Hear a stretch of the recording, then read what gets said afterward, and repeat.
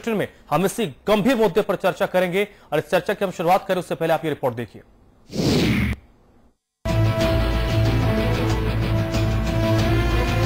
स्वच्छता अभियान शान की बात थी, लेकिन उसकी हकीकत दिलों को रुला रही थी। नन्हे हाथों में ऐसी जिम्मेदारी जाति पर बनाई थी। शिक्षा के मंदिर में जाति का भेदभाव गंदे दिमाग में पल रही गंदगी को बयां कर रहा था। ये बात पार्टी की जानकारी में आई है और निश्चित रूप से जहां हमारे आदरणीय प्रधानमंत्री नरेंद्र जी मोदी ने स्वच्छता अभियान चला रखा है, वहां पर ऐसी भेदभावपूर्ण नीति करना स्कूल के मैनेजमेंट, स्कूल के प्रिंसिपल के लिए बहुत ही गलत बात है। हैरानी है, टॉयलेट की गंदगी दलित विद्यार्थियों से साफ कराई जा रही थी। एनजीओ भारत ज्ञान विज्ञान समिति ने राजधानी के 138 सरकारी स्कूलों में टॉयलेट्स पर रिपोर्ट तैयार की थी। एक तरफ स्वीपर्स की भर्ती के लिए बार बार निकाले जा रहे हैं, बार बार रद्द किया जा रहा है। सरकार उचित व्यवस्था करे और जाति के आधार पर दलित बच्चों के साथ ऐसा अन्याय नहीं। शर्मनाक है ये आंकड़ा। 24% स्कूलों में नहीं है टॉयलेट, 75 स्कूलों में पानी नहीं है, 48% स्कूलों में टॉयलेट पर स्टाफ का कब्जा। दलित छात्रों से साफ कराया जाता है टॉयलेट। 24% स्कूलों में टॉयलेट नहीं है, 75% स्कूलों में पानी नहीं है और जिन स्कूलों में टॉयलेट की व्यवस्था भी है उनमें लड़कियों के लिए महज एक टॉयलेट बना है। बाकी 48% स्कूलों के टॉयलेट पर स्टाफ का कब्जा है और इसकी गंदगी दलित छात्रों से साफ कराई जाती है। अब सवाल है कि हर तंत्र से ये जाति आखिर क्यों नहीं जाती। ब्यूरो रिपोर्ट, समाचार प्लस। तो ये मामला गंभीर है और सोचने पर विवश करता है कि आखिरकार हम किस ओर बढ़ रहे हैं, क्योंकि अभी भी राजधानी जयपुर की ये हाल है तो राजस्थान के बाकी इलाकों की तो हम कल्पना नहीं कर सकते हैं। ये स्थिति क्यों बन रही है। ज्योति खंडेलवाल मेरे साथ इस चर्चा में जुड़ रही है। कांग्रेस पार्टी के नेता शीलदा भाई, भारतीय जनता पार्टी की नेता हेमलता शर्मा शिक्षाविद है। आप तीनों का स्वागत है। हमारे साथ हमारे मैनेजिंग एडिटर अमिताभ अग्निहोत्री जी भी है। इस चर्चा की शुरुआत तो सबसे पहले आज मैं हेमलता जी आपसे ही करूंगा। आखिरकार ये जो स्थिति है ये जयपुर की है, हम राजस्थान के दूसरे हिस्सों की बात नहीं कर रहे हैं, जयपुर पर ही फोकस आज रखेंगे। आखिरकार ये स्थिति वाकई क्यों बनी है, आपको क्या कहां पर ये लापरवाही नजर आ रही, क्यों ये स्थिति है? सर, सबसे पहले मैं ये कहूंगी एक एजुकेशनिस्ट होने के नाते कि मुझे तरस आता है सरकार की नीतियों पर। सरकारी स्कूलों का जो माहौल हो रहा है, जो बच्चों से इस तरह के काम करवाए जाते हैं, सबसे पहले तो ये चाइल्ड लेबर के एक्ट में आता है, ये बच्चों से मजदूरी, ये बाल मजदूरी के एक्ट में आता है। आप किसी भी बच्चे से टॉयलेट कैसे साफ करवा सकते हो? आए दिन पेपर में आता है टीचर्स है बच्चों से डाई लगवा रही है, अपने बाल साफ करवा रही है, अपने बालों पे कलर करवा रही है। किसी में आता है कि बच्चों से दूसरे काम करवाए जा रहे हैं, उनसे घर से सामान मंगवाए जा रहे हैं। वो बच्चे हैं, आपके पर्सनल सर्वेंट्स नहीं है। आपका काम, सरकार आपको तनख्वाह देती है, आपका काम उनको पढ़ाना है, टीचर्स का काम उनको पढ़ाना है, ऐसे काम करवाना नहीं है। और मैं यही कहना चाहूंगी इस माध्यम से कि जो ऐसे कृत्य करते हैं उनके खिलाफ सख्त से सख्त कार्रवाई होनी चाहिए। ठीक है शीलदा भाई जी, बदलाव के लिए आपकी सरकार आई थी, लोगों को लगा था कि हालात में बदलाव होंगे। वर्तमान में आपकी सरकार है, ये सामाजिक मसला भी एक है, लेकिन सरकार क्योंकि आपकी है, सवाल इसलिए आपसे भी पूछा जाएगा, परिस्थितियां क्यों नहीं बदली? देखिए धर्मराज जी, जिस तरह से दलित छात्रों से टॉयलेट साफ कराए जा रहे हैं, ये वाकई में बहुत निंदनीय है। और कोई भी सरकार, कोई भी समाज या कोई भी संगठन ये बर्दाश्त नहीं करेगा कि उनके लाडलों के हाथों में कलम की जगह झाड़ू पकड़ा दिया जाए। इस कृत्य के लिए सीधे तौर पर वहां का प्रबंधन या हेडमास्टर या जो भी हेड है वो जिम्मेदार है। लेकिन साथ में मैं ये भी कहना चाहूंगी कि सरकार के पास इतने सफाई कर्मचारी नहीं है कि वो सब स्कूलों में जा सके, क्योंकि कई स्कूल बहुत दूर दराज इलाकों में बसे हुए हैं जहां पर की सफाई कर्मचारी नहीं पहुंच सकते। ऐसी परिस्थिति में सारी जिम्मेदारी हेडमास्टर की है। क्योंकि मैं एक और इसका कारण बताना चाहती हूँ, क्योंकि सरकार स्कूल, जितने सरकारी स्कूल हैं वो शिक्षा का शुल्क लेते हैं, उससे सफाई कराई जा सकती है।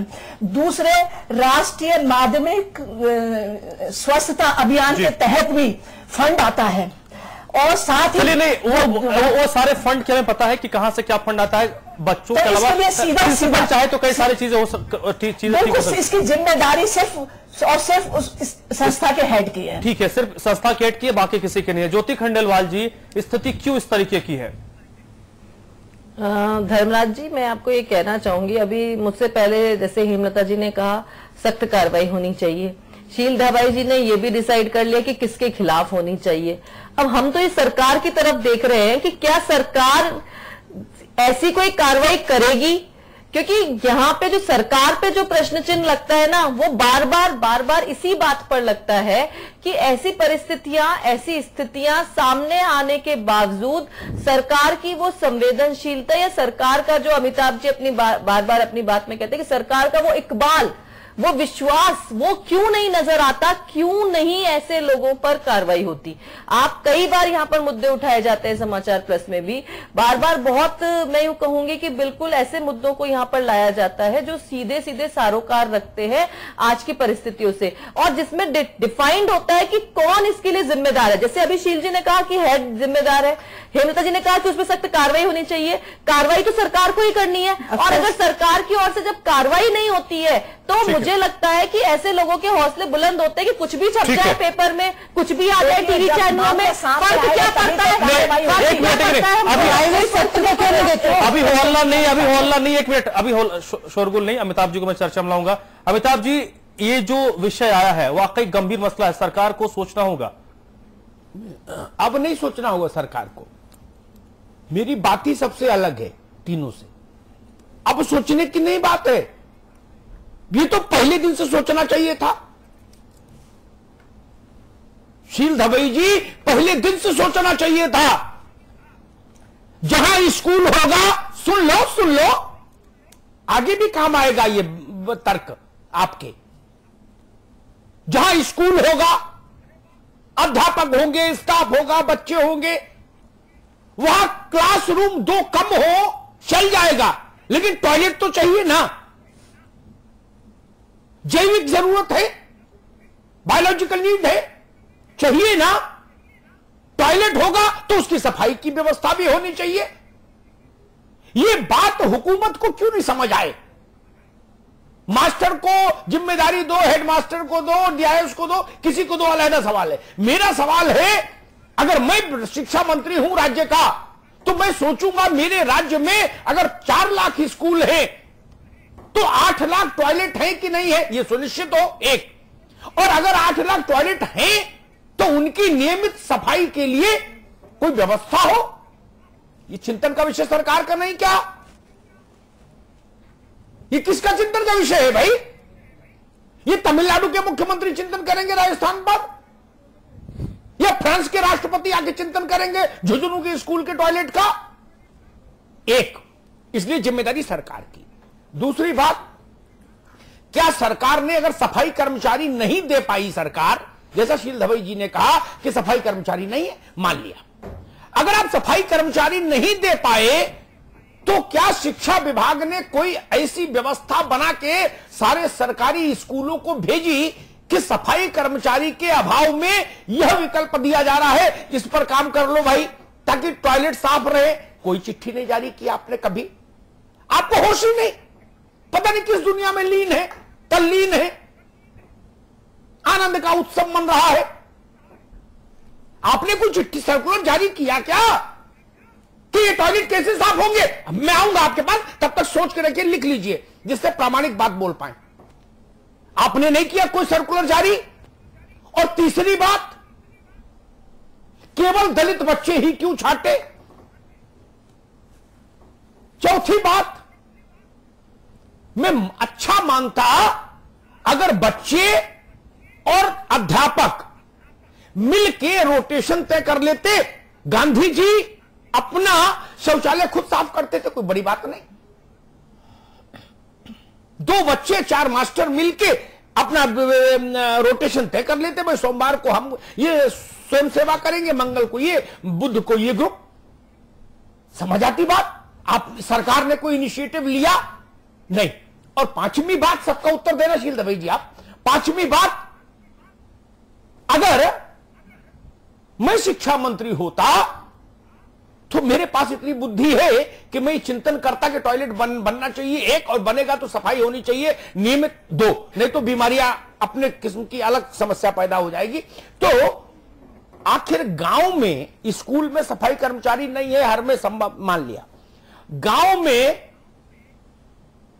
सफाई के काम को करने वाले लोग रहते हैं, हर गांव में ज्योति खंडेलवाल रहते हैं ना, उनके साथ कोई संविदा पर काम नहीं हो सकता था क्या? कॉन्ट्रैक्ट पर चाहते थे उनके साथ कोई व्यवस्था नहीं हो सकती थी क्या?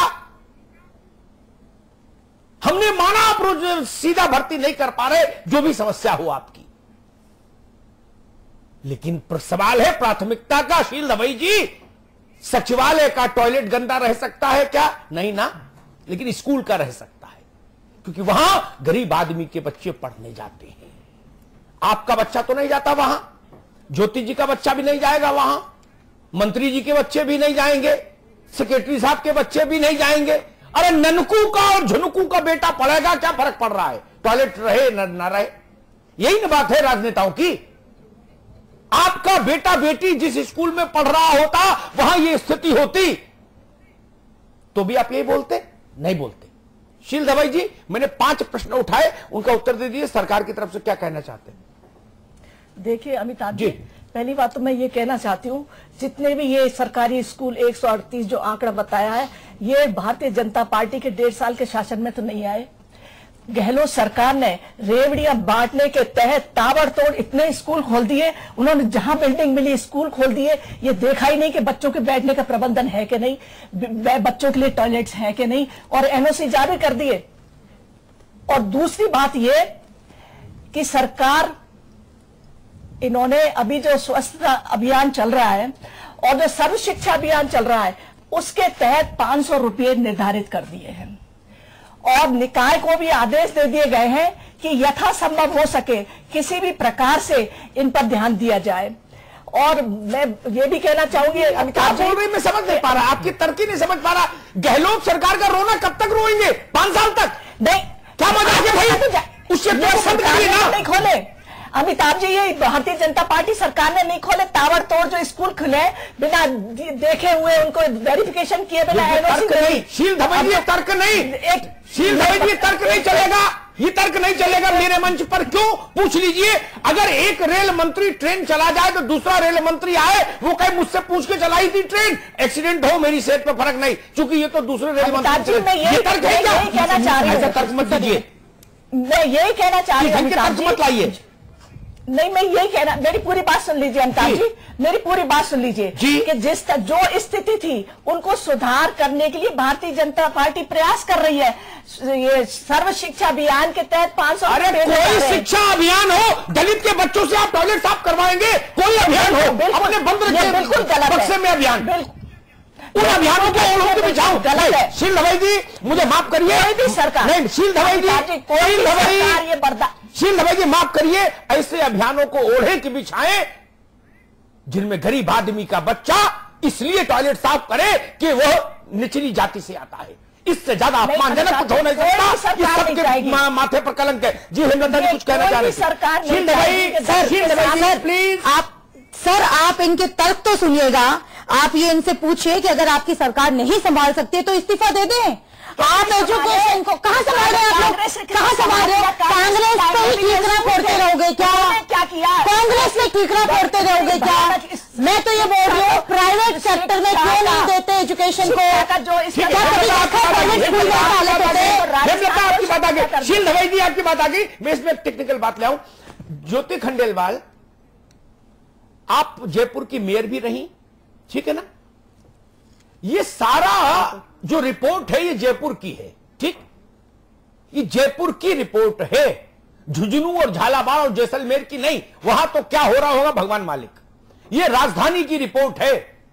राजधानी में नगर निगम भी है ना? बिल्कुल है। ये जिम्मेदारी सरकार के किसी विभाग की नहीं क्या? अगर वह कहीं किसी स्कूल में 500-800 बच्चा पढ़ रहा है, 150 अध्यापक और दूसरे विभागों के कर्मचारी वहां हैं, वो लोग कहां जाएंगे? इस मौलिक सवाल पर कोई सोचता नहीं क्या? नगर निगम से लेकर और सचिवालय तक कोई सोचता नहीं क्या ज्योति जी? इससे ज्यादा मौलिक सवाल कोई हो सकता है क्या? नहीं अमिताभ जी, बिल्कुल मैं सहमत हूं आपकी बात से। कि जब आपको पता है कि जब वहां पर स्कूल है तो निश्चित रूप से जो टॉयलेट्स है या स्कूल की जो सफाई व्यवस्था है उसको सुनिश्चित किया जाना बहुत जरूरी है। लेकिन आश्चर्य होता है कि हम इस तरह के बहाने बनाए कि इतने सारे स्कूल खोल दिए इसलिए हमसे तो सफाई नहीं होती, तो क्या करें, स्कूल बंद कर दें, बच्चों को पढ़ाना बंद कर दें? अरे भाई, अगर आपने स्कूल खोल दिए हैं तो वहां की सफाई व्यवस्था कैसे सुनिश्चित हो, ये सरकार की जिम्मेदारी होती है। और निश्चित रूप से सरकार को इस जिम्मेदारी को बताना चाहिए, बजाय इस बात के कि आपने कांग्रेस ने तो उसके ऊपर ठीकरा फोड़ने की कोशिश की। आपने बहुत सारे स्कूल खोल दिए साहब, ये आपने बड़ा गलत काम कर दिया, इसलिए अब जो हो रहा है वो होता रहेगा, हमारी कोई जिम्मेदारी नहीं है। आप कैसे बच सकते हो ऐसे तर्क देकर के? मुझे समझ में नहीं आता अपनी जिम्मेदारी से। अगर मैं बिल्कुल ठीक बात बोल रही हूँ, हेमलता जी जो बात कहना चाह रही थी कि क्या प्राइवेट स्कूल में अगर कोई ऐसी बात हो रही होती तो वहां के अभिभावकों द्वारा क्या वहां पर आंदोलन नहीं किया जाता और उस प्राइवेट स्कूल संचालक के खिलाफ क्या कार्रवाई करने के लिए हम सब आगे नहीं आते? पहले अगर हम प्राइवेट स्कूल संचालक के खिलाफ अगर आगे आ सकते हैं तो फिर सरकार के खिलाफ क्यों नहीं? सरकार के खिलाफ क्यों नहीं कार्रवाई? प्रिंसिपल के खिलाफ क्यों नहीं कार्रवाई? ज्योति खंडेलवाल, एक मिनट। शील जी, आपका जो तर्क था ना, इसका एक आइडेंटिकल उदाहरण मुझे और मिल गया। एक सरकार नया जिला बना जाए, उसके बाद चुनाव हो जाए, दूसरी सरकार आ जाए, वो कहे इस जिले की जिम्मेदारी मैं नहीं लूंगा, ये तो दूसरी बना गई थी। ऐसे शासन चलता है क्या? बचकानी बात है ये। ऐसे शासन चलता है क्या? बिल्कुल। आप 7 करोड़ लोगों के लिए जिम्मेदार होकर शासन में आते हैं, एक आदमी भी छूट नहीं सकता उस नेट से। सरकार की जिम्मेदारी, जवाबदारी पूरे 7 करोड़ राजस्थानियों के लिए है। वो गहलोत जी के समय में जो बच्चा पैदा हुआ उसकी जिम्मेदारी आप नहीं लोगे। अब मोहनलाल सुखाड़िया के समय में के जो पैदा हुए दादा आज 90 साल के हो गए, उनकी जिम्मेदारी पड़ोसी लेंगे क्या? किसी बात कर रहे हैं आप लोग? राजस्थान को क्या हो गया? ये चीज नहीं चलेगी। हेमलता जी कुछ कहना चाह रही थी आप? सर, मैं एक सॉल्यूशन बताऊं आपको। अगर सरकार वास्तव में चाहती है, ईमानदारी से बच्चों को एजुकेशन में प्रमोट करना चाहती है, इसका सबसे बेस्ट ऑप्शन है कि एजुकेशन को प्राइवेट सेक्टर के हाथों में दिया जाए। आज तक हमने ये नहीं सुनी होगी कि प्राइवेट स्कूल में इस तरह के टॉयलेट बच्चों से साफ करवाए जाते हैं या ये सुविधाएं नहीं है। जिस दिन प्राइवेट सेक्टर के हाथ में एजुकेशन आ गई है राजस्थान की, उस दिन राजस्थान मैं समझ गया, लेकिन इस बात को मैं आज इस बहस में लाऊंगा नहीं। ये बहुत लंबा विषय है और मैं इससे कभी सहमत नहीं हुआ। दुनिया के किसी भी विकसित से विकसित राष्ट्र में, इवन अमेरिका में भी प्राइमरी एजुकेशन प्राइवेटाइज नहीं की गई। सर, मैं पढ़ी हुई हूँ सरकारी स्कूल में। हेमलता जी, इस बहस में मैं अभी नहीं जाना चाहता, आज नहीं जाना चाहता। आज विषय सिर्फ इतना है, टॉयलेट बच्चे साफ करेंगे और वो भी इसलिए कि वो दलित है। सर, मैं आज के विषय की बात कर रही हूं आपसे। नहीं, आज इस विषय में चर्चा नहीं, मेरे पास समय सीमित है, विषय भटक जाएगा। शील दवाई जी, फिर अपन वहीं लौटते हैं। जो जिला दूसरी सरकार बना जाए तो नई सरकार उस जिले की जिम्मेदारी नहीं लेगी आपके मुताबिक? देखिए अमिताभ जी, सरकार अपने कर्तव्य और दायित्वों से कभी पीछे नहीं हटी है। तो आप ही ने बोला भी, आपको नहीं, मैं कह रही स्थिति का जिक्र कर रही है। यही बोला था तो आपने सही है, कांग्रेस खोलती है, अब हम वहां पे सफाई कैसे कर रहे हैं? लगता है आपने यही कहा। एक मिनट, किसी भी बिगड़ी व्यवस्था को लाइन पे लाने के लिए थोड़ा समय लगता है। पहली बार समय आया है, कितना समय सरकार ने अपनी बिगड़ती जा रही है, हम बिगड़ने का समय दें क्या? शील जी, 5 साल आप बोलोगे मैडम, 5 साल आप बोलोगे, हम तो मर गए, जनता तो मर गई। एक आदमी बोलिए। देखिए अमिताभ जी, मैं बार बार ये बात कह रही हूँ, ये मैटर अभी सामने आया, सरकार इस पर बहुत गंभीर, और जो उनके जो पैसे आ रहे हैं, मैंने बताया जैसे 500 रुपए मिल रहे हैं, और भी जो प्राइवेट संस्था है उनको भी कहा गया है, जो पार्षद है उनको भी कहा गया है, उस क्षेत्र का एमएलए को भी कहा गया है कि आप सरकारी स्कूलों में सफाई व्यवस्था करने की जिम्मेदारी अपने आप लें। और यहां तक कह दिया है कि गोद ले लें स्कूल। पार्षदों को कहा गया है कि उनके क्षेत्र जितने स्कूल आ रहे हैं उनको गोद ले लें। उनको चारों तरफ से किसी बड़े बहुत यहाँ पर बहुत स्वयंसेवी संस्थाएं जो दान देना चाहती है, क्या कहते हैं, सेविका समिति भी है। मैं समझ गया, लंबी कहानी है सेविका समिति तक। मैं एक बात जरूर कहूं, सरकार की जो मानसिकता है ना, वो सौतन के बच्चे के साथ जो व्यवहार होता है वैसी है। सही बात है, बोले ये तो इनकी पहली पत्नी की संतानें हैं, मैं क्यों इनको खाना दूं? ये भाव मत रखिए। ये बिल्कुल, मैं अमिताभ जी इस बात से बिल्कुल सहमत नहीं हूं। कोई भी सरकार ये कभी बर्दाश्त नहीं करेगी कि उसके प्रदेश के बच्चों के हाथ में झाड़ू की जगह पेन पकड़ा दिया जाए। मैम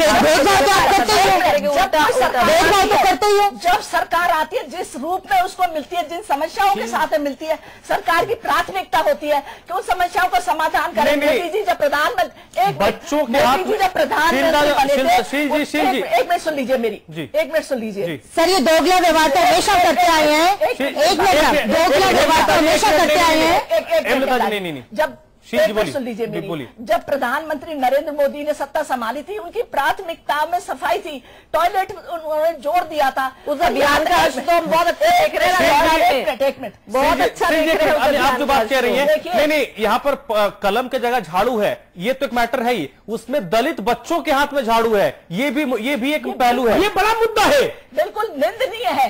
इसकी निंदा करती हूँ और कोई भी सरकार इसको कभी भी स्वीकार नहीं करेगी। एक्शन क्या होगा? एक्शन क्या होगा? निंदा तो हम सभी कर रहे हैं। एक मिनट शील जी, एक मिनट। ज्योति जी, ये जो रिपोर्ट आई है, ठीक है, ये 2 महीने 4 महीने की नहीं होगी, इससे पहले भी आपकी सरकार थी, ये तो लगता है बहुत पहले से चीजें कंटिन्यू रही हैं। ज्योति जी,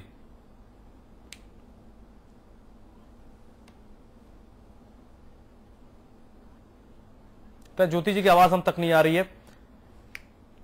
वादे की तो उन्होंने यही कहा कि ये जो कमियां और खामियां हैं इनको हम ठीक कर देंगे, और आप यही विश्वास जीत करके जनता के सामने आए। जनता को इस बात से कोई ऑब्जेक्शन नहीं है कि आपने इतने स्कूल क्यों खोल दिए, वो तो अच्छी बात है स्कूल खोल दिए। अगर वहां की व्यवस्थाओं में कमी थी तो इस बात को मुद्दा बना करके बीजेपी ने अपना चुनाव लड़ाए, और अब आप उन्हीं वादों की केवल ये कह के ठीकरा फोड़ दे कि कांग्रेस के समय पर भी ऐसा था इसलिए हम अभी भी ऐसा करेंगे। मुझे तो आश्चर्य होता है कि अगर कांग्रेस के समय पर गलत था तो आज आप सत्ता में हो, आज आप सरकार में हो, आपको जिम्मेदारी उठानी पड़ेगी इन सबको सही करने की। यही वादे करके आप जनता के बीच में से आए और जनता ने इन्हीं वादों पे विश्वास करके आपको बहुमत दिया है, आपको मेजोरिटी दी है कि आप काम करके दिखाएंगे। लेकिन आप अभी भी आने के बाद विपक्ष पर ही अगर हमला बोलते रहेंगे, विपक्ष को ही जिम्मेदार ठहराते रहेंगे, तो फिर आपका सत्ता में आने का क्या फायदा? आप विपक्ष में जाकर लगाइए। हमारे पास सीमित वक्त है ज्योति जी, ठीक है सर, मैं एक बात कहना चाहूंगी, मैं ज्योति जी की बात से यहाँ पे थोड़ी सी सहमत नहीं हूँ। ये मुद्दा कांग्रेस और बीजेपी का नहीं है, ये मुद्दा है उन बच्चों से, दलित बच्चों से जो ये जघन्य अपराध की श्रेणी में आता है, ऐसा काम करवाया जाता है, उस पे कैसे रोकें? कांग्रेस बीजेपी पे ठिकरा फोड़ती है, बीजेपी कांग्रेस को दोषी बताती है। भाई, हमें पार्टी से मतलब नहीं है, we don't concern about BJP and Congress, we need the result. हमें काम चाहिए, हम आम जनता है, अगर आप काम देंगे तो सत्ता में रहेंगे, वरना हमें उतारना भी बहुत अच्छी तरीके से आता है। चलिए ठीक है, ये तो अभी एक मिनट शील जी, छोटा सा बीजेपी के कार्यकाल शील जी, एक मिनट संक्षिप्त जवाब दीजिएगा, वक्त हमारे पास बहुत सीमित है। आखिरकार ये स्थिति जो आई है, आप लोग लगातार जब आप लोगों से सवाल पूछा जाता है, आप पिछले पूर्ववर्ती सरकार पर सारा ठीकरा फोड़ देते हैं, ये स्थिति कब तक कंटिन्यू करेंगी? और सब कुछ नाक के नीचे हो रहा है।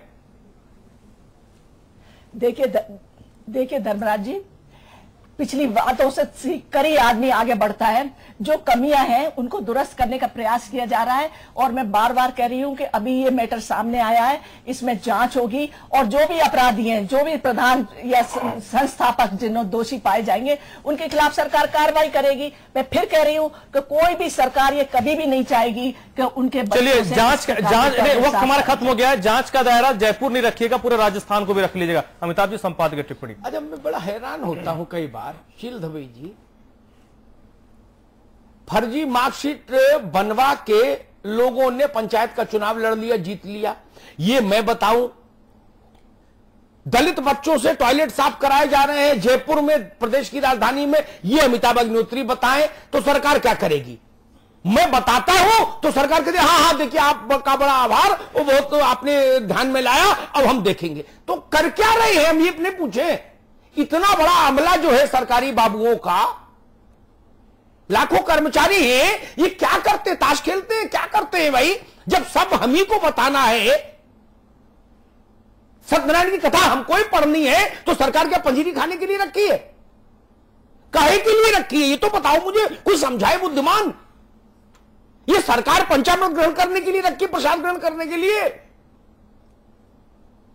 मुझे कभी आपकी ओर से ऐसा उत्तर नहीं मिला कि कोई आके ये बोला हो, आप भारतीय जनता पार्टी का और सरकार का प्रतिनिधि, कि अमिताभ जी ये चीज आपने बताई, इसके आगे की भी हमारे संज्ञान में है और हम ये कार्रवाई कर रहे हैं। नहीं, जो हम बता दें उस पर से हिला दो, बोले हाँ नहीं ठीक है आप संज्ञान में लाए, इस पर हम लोग बहुत गंभीर हो गए।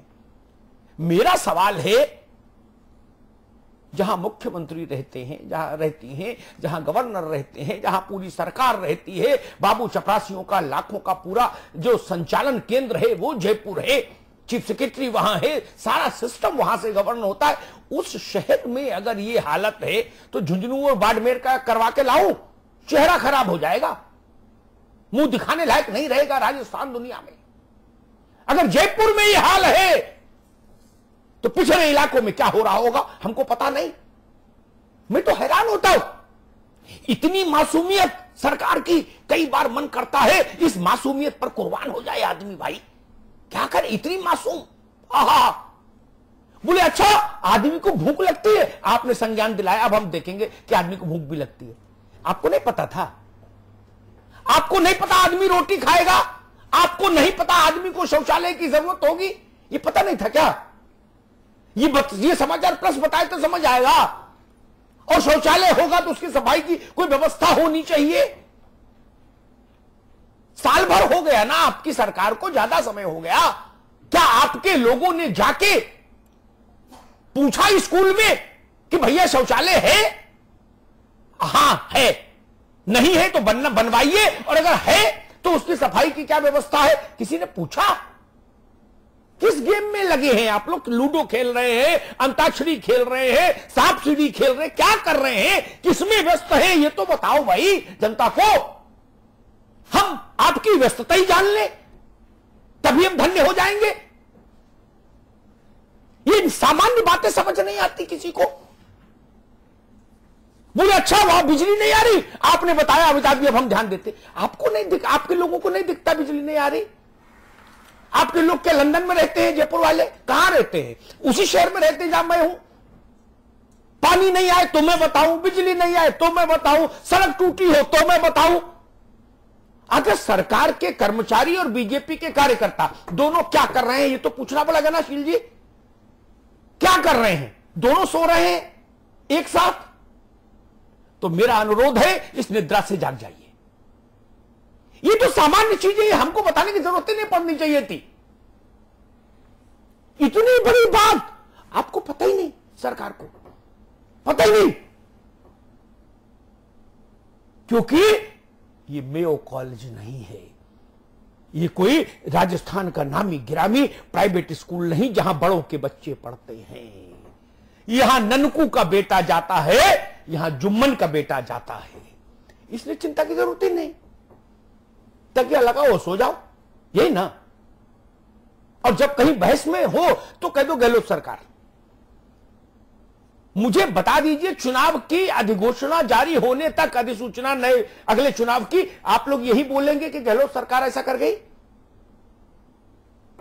तब सवाल उठता है गहलोत सरकार अच्छा बुरा जो कर गई उस पर जनता का निर्णय आ चुका ना, आ चुका ना शील जी। उनको दंडित कर दिया जनता ने, आपके गले में विजय की माला डाली, आपके शीश पर राजमुकुट दिया। अब उनका रोना क्यों? वो किताब तो बंद करके पुस्तकालय में रखो, अब तो नई किताब खुलेगी आपकी, आपका खाता चलेगा ना। वो अकाउंट तो बंद कर दिया जनता ने, अब तो आपकी पासबुक में एंट्री देखेंगे ना हम। और आप लोग केवल एक ही उत्तर देते हो। चलिए, हमारे बताने पर भी आप सक्रिय हो जाएं तो भी मैं बहुत शुक्रगुजार रहूंगा। पूरा राजस्थान एहसानमंद रहेगा आपकी कृपा के लिए। मुझे ये कहने में कोई संकोच नहीं कि सरकार के पास समस्याएं खुद चल के आनी चाहिए, ऐसा तंत्र होना चाहिए, लेकिन नहीं है। चलिए मान लिया शील जी, अब जब समस्या आ गई है, अब आपका इकबाल कसौटी पर है। मैं एक हफ्ते बाद इस मामले की तहकीकात करवाऊंगा कि जिन जिन स्कूलों में हो रहा था वहां ये चीजें बंद हुई या नहीं हुई, सफाई की वैकल्पिक व्यवस्था हुई कि नहीं हुई, और दोषी दंडित किए गए कि नहीं, तीनों चीजें। अगर नहीं हुई तो फिर एक शो रखूंगा, उसमें फिर मेहमान के तौर पर आपको बुलाऊंगा, तब आपसे पूछूंगा। बहुत बहुत धन्यवाद। तो चलिए आज के चर्चा में बस इतना। ज्योति जी बहुत बहुत शुक्रिया चर्चा में जुड़ने के लिए। शीलदा भाई जी आपका भी बहुत बहुत शुक्रिया, हेमलता जी आपका भी बहुत बहुत शुक्रिया, अमिताभ जी आपका भी बहुत बहुत शुक्रिया।